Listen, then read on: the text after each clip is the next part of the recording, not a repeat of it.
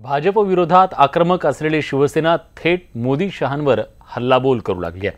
त्यात शिवसेना स्वबळाच्या नाऱ्यावर ठाम आहे। त्यामुळे शिवसेनेच्या मनात नेमकं काय सुरू आहे याबद्दल राजकीय वर्तुळात तर्कवितर्क लढवले जात आहेत।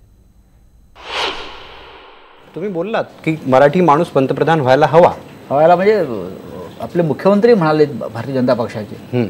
मला असं वाटतं महाराष्ट्राच्या मनातली इच्छा आहे। नाही, नितीन गडकरी हे नाव समोर येतं त्यासाठी मी सरळ प्रश्न विचारतो। भारतीय जनता पक्षातून ते पुढे येऊ शकतात अशा वेळेला।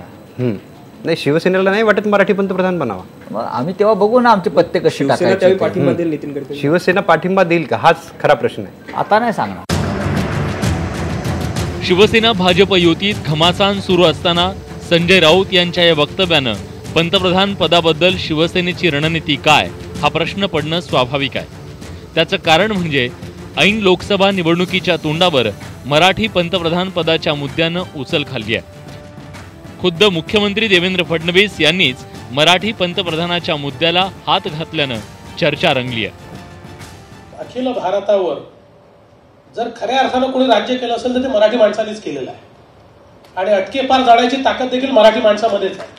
त्यामुळे मला पूर्ण विश्वास आहे की 2050 पर्यंत आपल्याला एक नाही त्यापेक्षा जास्त मराठी माणसं ही देशाच्या सर्वोच्च स्थानावर दिसतील। मराठी पंतप्रधान व्हावा ही मराठी माणसाची इच्छा स्वातंत्र्याच्या 70 वर्षानंतरही पूर्ण झालेली नाही। पण भाजपला 3 राज्यात पराभवाला सामोरं जावं लागल्यानंतर मोदींना पूर्ण बहुमत मिळण्याची शक्यता कमी असल्याची चर्चा रंगतेय। शिवसेनेलाही याचीच खात्री वाटू लागली आहे। तुमचा बहुमत येणार नाही आणि अशा वेळेला नेता ठरवण्याचा संपूर्ण अधिकार हा बीजेपीकडे नसेल। कारण 80-100 लोकांचा जो पाठिंबा त्यांना मिळवायचा आहे त्यासाठी परत 18 पगड पक्षाला त्यांना आणावा लागेल। अशा परिस्थितीत मित्रपक्षांना मान्य होईल आणि संघाचंही शिक्कामोर्तब मिळेल असा सर्वसमावेशक चेहरा भाजपला शोधावा लागणार आहे। गडकरींच्या समर्थकांकडून त्यांचं नाव आत्ताच पुढे केलं जात आहे। भाजपमध्ये लोकशाहीच्या पुनर्स्थापनेकरता नितीन गडकरीकडे नेतृत्व द्या, याच्यामध्ये त्यांना खूप अडचण होत असेल तर ते करणार नाहीत। मात्र जर त्यांनी आत्मचिंतन केलं नाही आणि 19 पूर्वी मवाळ चेहरा दिला नाही तर नितीन गडकरी सारखा मवाळ चेहरा नाही। मोदी शहा जोडीच्या हाती भाजपचं नेतृत्व आल्यापासून शिवसेना आणि भाजपचे संबंध पराकोटीचे ताणले गेले। त्यामुळे दुखावली गेलेली शिवसेना मोदी शहांना खिंडीत गाठण्याच्या बेतात असते। भविष्यात मोदी बहुमतापासून दूर राहिल्यास शिवसेनेनं झाकलेल्या पत्त्यांखाली गडकरींचा एक्का तर लपवला नाही ना, अशी चर्चा आता सुरू झाली आहे। Bureau report, news 18 Lokmat. पंतप्रधान नरेंद्र मोदी आज सोलापुरात असतानाच तिकडे उद्धव ठाकरे मराठवाड्याच्या दुष्काळ दौऱ्यावर व्यस्त होते। त्यांनी आज बीड आणि जालना या जिल्ह्याचा दुष्काळ दौरा करून शेतकऱ्यांची प्रातिनिधिक स्वरूपात मदत केली। पण या दौऱ्यातही ते मोदी सरकारवर टीका करायला विसरले नाहीत। पाहुयात उद्धव ठाकरेंच्या मराठवाडा दौऱ्यावर हा खास रिपोर्ट। बीड जिल्ह्यातल्या माळसजवळा या गावातून उद्धव ठाकरे यांनी आपला दुष्काळ दौरा सुरू केला। तिथं पोहोचल्यानंतर त्यांनी शेतकऱ्यांशी संवादही साधला। उद्धव ठाकरे यांच्या हस्ते दुष्काळग्रस्तांना पशुखाद्य आणि पाण्याच्या टाक्यांचं वाटप केलं गेलं। या गावातल्या छोटेखानी भाषणात त्यांनी दुष्काळग्रस्तांना आपलंसं करण्याचा प्रयत्न केला। या दुष्काळामध्ये जसं आता रामदासबाई म्हणाले तशी कोरडी भाषणं ठोकून काही उपयोग होणार नाही। कारण एकतर आधीच विहिरी आटलेल्या आहेत, तलाव सगळे कोरडे ठाक पडलेत। घोषणांचा पाऊस खूप होईल पण घोषणांच्या पावसाने आपले हंडे नाही भरणार। आज मी जो काही आलेलो आहे माझं कर्तृत्व काही नाहीये, हे सगळं तुमच्या आशीर्वादाची जी काही थोडीफार परतफेड, तर हा शब्द योग्यच नाहीये, पण ऋण व्यक्त करणं म्हणतात ते मी ऋण व्यक्त करायला आलेलो आहे। काय शासन दुष्काळ तात्ते, पिण्याचं पाणी नाही, जनावराला चारा नाही, कोणती मदत ही शेतकऱ्यापर्यंत पोहोचत नाही। तर उद्धव साहेबाला एवढंच म्हणणं आहे, गरीब शेतकऱ्याकडे शिवसेना पक्षवाल्यांनी मदत तिथवर पोहोचावी आणि मदत करावी। या दुष्काळ दौऱ्यातही उद्धव ठाकरे पंतप्रधान मोदींवर टीकेचे आसूड ओढायला विसरले नाहीत। मोदींनी नुसते परदेश दौरे करण्यापेक्षा जरा मराठवाड्यात येऊन दुष्काळग्रस्तांच्या व्यथाही जाणून घ्याव्यात असा टोला उद्धव यांनी लगावला। आज सुद्धा सोलापूरमध्ये आपले पंतप्रधान येत आहेत, येऊ द्या, स्वागत आहे महाराष्ट्रामध्ये। पण सोलापूरमध्ये आल्यानंतर मी म्हणेन, जसं तुम्ही इथे तिथे विदेशामध्ये फिरता तसं माझ्या दुष्काळग्रस्त मराठवाड्यात एकदा भेट द्या। या पंतप्रधानांनी विनंती करतो, माझ्या कोरड्या छाप पडलेल्या मराठवाड्यात भेट द्या। बाकीचं ठीक आहे, तुमचं ट्रम्प बरोबर फोटो येईल, आणखी विदेशी सगळं पंतप्रधान राष्ट्रपतींबरोबर फोटो येईल, पण कधीतरी माझ्या शेतकऱ्याबरोबर शेतात त्याचं सुकलेलं जे काही शेत आहे ते बघताना एकतरी फोटो येऊ दे ना तुमचा, येऊ द्या। घोषणा बोलायला खूप आहे, पण आज जो काय मराठवाडा आक्रोश करतोय त्या मराठवाड्याच्या आक्रोशाकडे लक्ष द्या।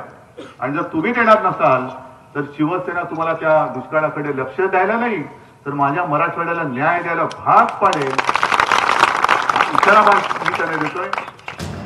बीड जिल्ह्यात उद्धव ठाकरेंनी गेवराईला गावालाही भेट देऊन तिथं शेतकऱ्यांना पशुखाद्याचं वाटप केलं। अशा पद्धतीनं गावगावचा धावता दुष्काळ दौरा आटपून उद्धव ठाकरे दुपारी बीड शहरात पोहोचले। तिथं त्यांनी जाहीर सभाही घेतली। बीडमधल्या सभेतच त्यांनी युतीच्या जागा वाटपाच्या कथित चर्चेवरही भाष्य केलं। युतीच्या जागा वाटपाची चर्चा गेली खड्ड्यात, आधी दुष्काळग्रस्तांना मदत करा असा इशारा त्यांनी भाजपला देऊन टाकला। जी काही युतीची चर्चा चालली आहे पेपर मधनं, आमच्याकडे नाही, तेव्हा मी चिडून बोललो होतो, तेच परत बोलतोय, युतीची चर्चा गेली खड्ड्यात, पहिले माझ्या शेतकऱ्याचं काय करतं ते बोला। माझ्या शेतकऱ्याला आक्रोश करतोय, नुसत्या घोषणा करून होत नाही। किती पाहिजे महाराष्ट्राला? 10,000 कोटी दिले, अहो कधी देणार? येणार कधी? तुमचे दिवस राहिले किती? आता दिवस नाही शिल्लक, आणि घोषणा करून काय होणार? बीड जिल्ह्यातला दुष्काळ दौरा आटोपल्यानंतर उद्धव ठाकरे जालना जिल्ह्यात गेले। तिथंही त्यांनी जाहीर सभा घेऊन पुन्हा एकदा मोदी सरकारचे वाभाडे काढले। असं दुष्काळात महाराष्ट्रामध्ये पडलेला असताना प्रधानमंत्री महाराष्ट्रामध्ये येत आहेत, पंतप्रधान येत आहेत, नुसत्या कात्री घेऊन फिरतात, योजना नारळ फोडत चाललेले आहेत, योजना कधी होतील माहिती नाही, पण माझ्या दुष्काळग्रस्त महाराष्ट्राचं तुम्ही करणार नाही? केंद्राचं पथक घेऊन गेलं, बसले, करत बसले, शेतकऱ्यांचे सगळ्यांचे अहवाल करतात, कधी तुमचा अहवाल येणार, त्याच्यात मदत कधी होणार, तोपर्यंत तुमचं सरकार टिकणार का? मला काही माहिती। जालन्यातली सभा आटोपल्यानंतर शिवसेनेचा हा दुष्काळ दौरा बदनापूर गावात पोहोचला। तिथंही शेतकऱ्यांना शिवसेनेतर्फे मदतीचं वाटप करण्यात आलं। हा 1 दिवसाचा दुष्काळ दौरा संपवून उद्धव ठाकरे पुन्हा मुंबईकडे रवाना झालेत। पण आदित्य ठाकरे आणि सेनेचे इतर पदाधिकारी मात्र 16 तारखेपर्यंत मराठवाड्याचा दुष्काळी परिसर अक्षरशः पिंजून काढणार आहेत। अयोध्या आणि पंढरपूर वारीप्रमाणेच उद्धव ठाकरेंच्या मराठवाडा दुष्काळ दौऱ्यालाही बऱ्यापैकी प्रतिसाद मिळताना दिसतोय। थोडक्यात काय तर शिवसेनेनं आगामी लोकसभा निवडणुका डोळ्यासमोर ठेवून आतापासूनच भाजप विरोधात वातावरण तापवायला सुरुवात केली आहे असंच दिसतंय। ब्युरो रिपोर्टसह उदय जाधव, न्यूज 18 लोकमत, बीड आणि जालना। शिवसेना पक्षप्रमुख उद्धव ठाकरे यांच्या बीडमधील दुष्काळी जाहीर सभेदरम्यान एका शेतकरी महिलेनं तिची व्यथा उद्धव ठाकरेंसमोर मांडली। यावेळी उद्धव ठाकरेंनी राधाबाई नवले या महिला शेतकऱ्याला मदतीचं आश्वासन दिलं। राधाबाईंशी बातचीत केली आमचे प्रतिनिधी उदय जाधव यांनी। शिवसेना पक्षप्रमुख उद्धव ठाकरे हे बीड इथल्या जाहीर सभेमध्ये भाषण करत असताना एका शेतकरी माऊलीने उद्धव ठाकरे यांना हात मारले आणि त्यांनी स्वतःची व्यथा जी आहे ती उद्धव ठाकरेकडे मांडली। त्या महिला माऊली आपल्या सोबत आहेत। ताई सांगा, तुमचं काय नेमकं म्हणणं जे तुम्ही आता उद्धव साहेबांना सांगितलं, काय म्हणणं? तर माझं मंत्र्याला गेले तर माझं असताना हे पाटबंधारे खात आहे ना, त्यांनी माझं शेत घेतलं होतं, तर त्यांनी सगळं माझं कलेक्टरचं त्यांची सगळ्यांची सही झाली। मग मला इथून साहेब 10 गुंठे त्यांनी 34 गुंठे आधी नावावर करून घ्यायची ना, तर 10 गुंठे माझ्या नावावर करून दिली। 10 गुंठे केल्याच्या नंतर त्याची केस माझी मुंबईला केली। मला जाता सुद्धा येईना, माझ्या पोरांनी जीप करून नेली, मनी मंगळसूत्र मोडून जीप करून। तुमचं नाव काय, कुठलं गाव तुमचं? पाली, राधाबाई साळुंके। आणि त्यांनी परत बोलिलं गेलं तर साहेब ह्या का पवार साहेबांनी तेव्हा हे काय लिहून दिलं। आता अजून तहसीलदार साहेब म्हणतात तुम्ही जा आणि परत पत्र आणा। मग आता काय करायचं आम्ही? उद्धव साहेब काय म्हणाले? आता साहेब म्हणले ना मी करतो म्हणून सांगितलं साहेबांनी।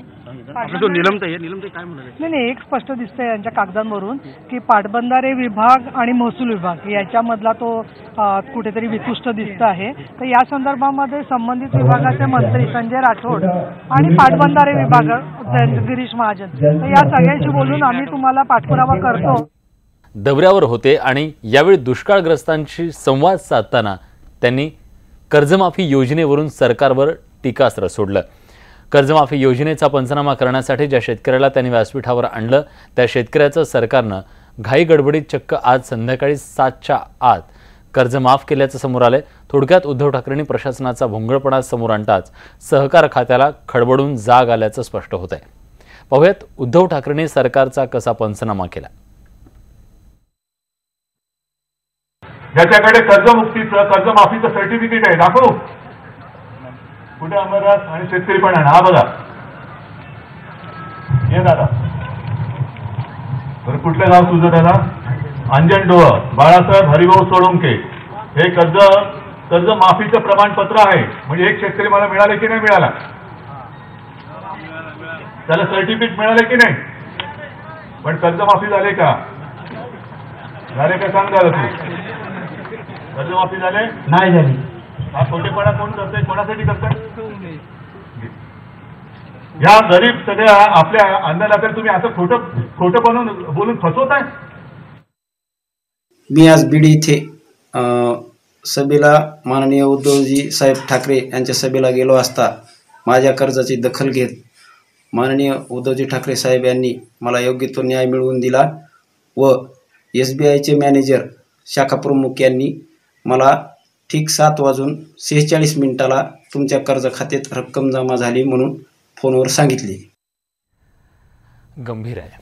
या सगळ्या बातम्यांसोबत बुलेटिनमध्ये आपण इथेच थांबतोय. ताज्या घडामोडींसाठी बघत राहा न्यूज 18 लोकमत.